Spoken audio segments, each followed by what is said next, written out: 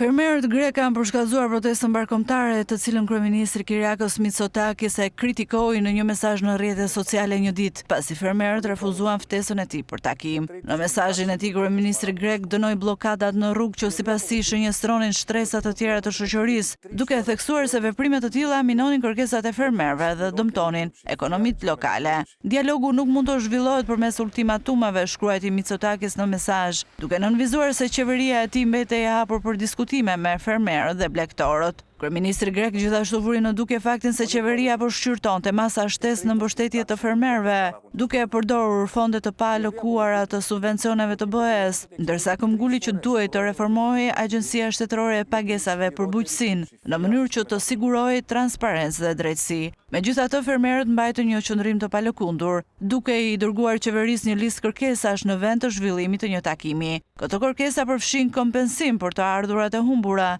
çmime minimale të garantuara për të korrat, karburant pa taksa për ta dhe kosto të reduktuara të energjisë elektrike. Protesta ndërkohë janë intensifikuar në perëndim të vendit dhe Epir, ku janë bllokuar rrugët dhe janë mbajtur demonstrata simbolike para zyrave lokale të Agjencisë së Pagesave për bujqësinë, si dhe marshime të organizuara me traktor në qytete si Anina dhe në autostrada kryesore të vendit. Fermerët thonë se bujqësia ndodhet në një rrugë pa krye dhe kërkojnë masa konkrete dhe të menjëhershme në mbështetje të tyre.